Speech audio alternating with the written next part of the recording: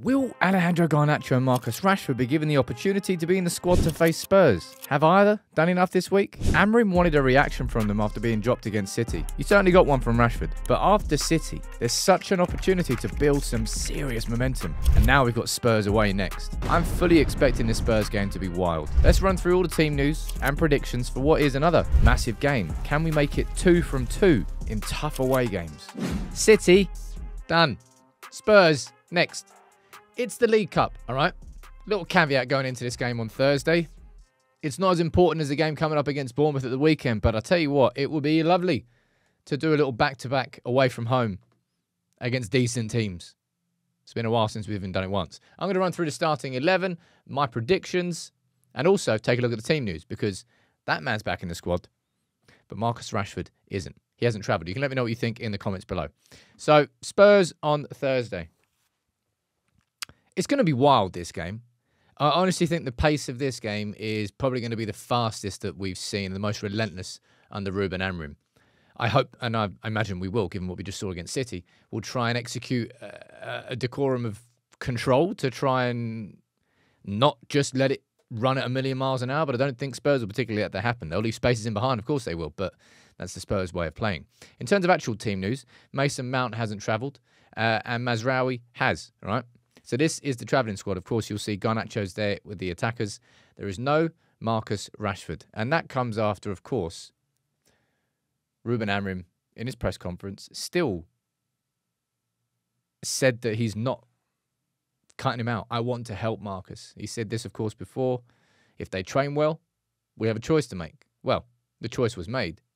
No Rashford in the travelling squad. Now, in terms of what we're going to come up against, I mean, you know the Spurs 11. You know the way the Spurs play. Kulusevski, easily their most dangerous player, but you can't rule out Son on the other side. Maddison, on his day, is a very good baller.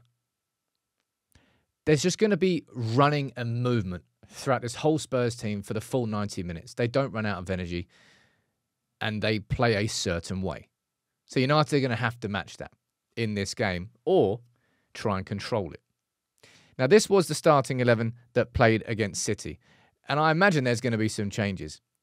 Look, one thing I will say about that City game is, now that I look back at it, I definitely didn't analyse that game properly. I've already said it in my post-match reaction, but that's what you get, ladies and gents, for staying up all night, for drinking, and not having the mindset, the actual mind ability to analyse the game properly. Lesson learned. Be professional, Sam.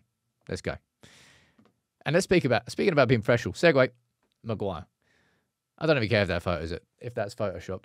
It's a 10 out of 10 photo. Maguire was fantastic against City. I did a little bit of a rewatch earlier, not the full 90, but about half an hour. Was it 20 minutes? That's what United do. Maguire, in that central centre-back role, I think he's going to be playing more games there than you realise across the course of the season. He's played at City away, Arsenal away, and I imagine he'll probably start at Spurs away.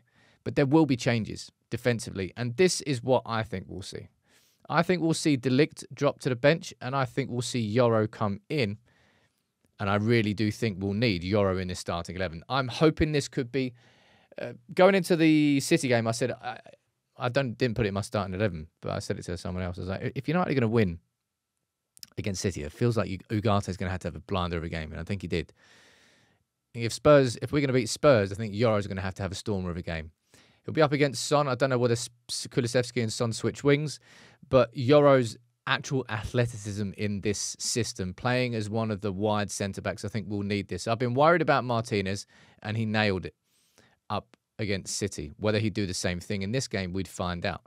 But I'm going to probably that's the only change I would make in terms of the back three. In terms of defensively, man, get Mazraoui on the bench, man. Please, get him on the bench. I know he probably would be fine to play, but if there's one player I definitely don't want to take risks with this season when it comes to fitness-related stuff, it's Mazraoui, man. He's so important for us already. I would put Dalot at right wing-back, and I would bring Madasir in. I was kind of half tempted to put Anthony down here as the right wing-back. Amorim's been praising him and saying that he's learning, sure, but he kind of needs to learn how to do a little bit more defensively. It doesn't really strike me as this is the game to help Anthony learn how to defend up against Son away from home against Spurs. I don't know. Might be wrong, but we'll find out. So I'm going to put Dalot down there as right wing back and Malacia down there as the left wing back. And in terms of midfield, I don't really think, maybe I'm wrong here, we'll find out. But it kind of feels that Amorim,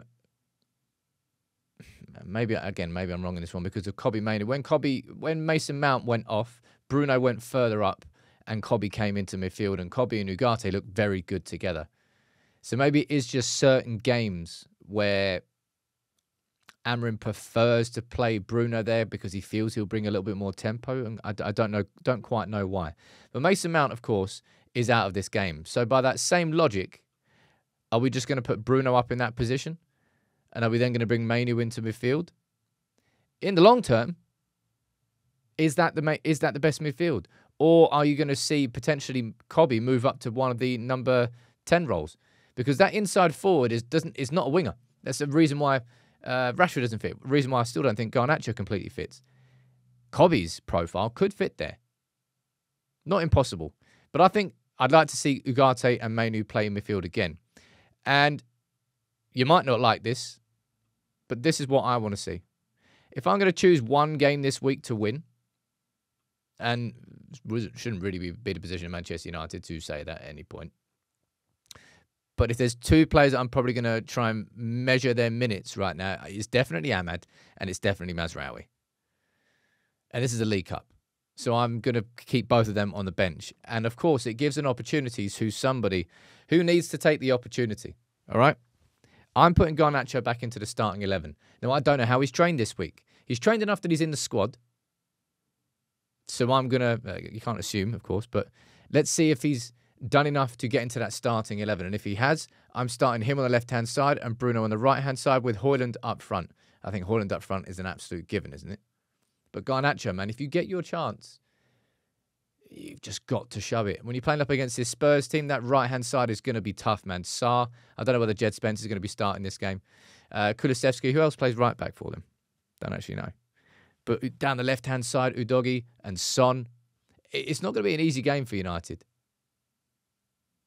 by any stretch of the imagination. So Garnacho is going to have to make sure that if he does play, he tracks back into these positions. He doubles up, but also offers himself going forward. And we know full well that Spurs, their high line is going to be somewhere around about, what, there?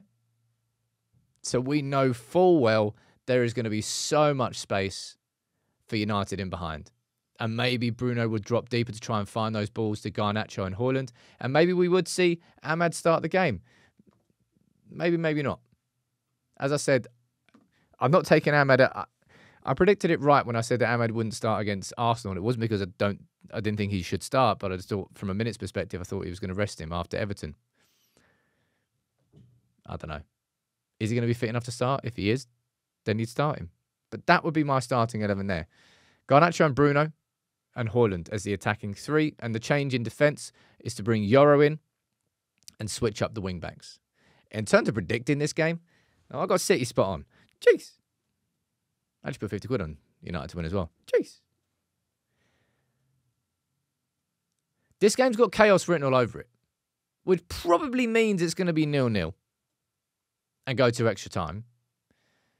But if it is going to be chaos, I'm going to put United on the right side of it and a 3-2 win. There's my two predictions. Is that cheating? Kind of is cheating a little bit.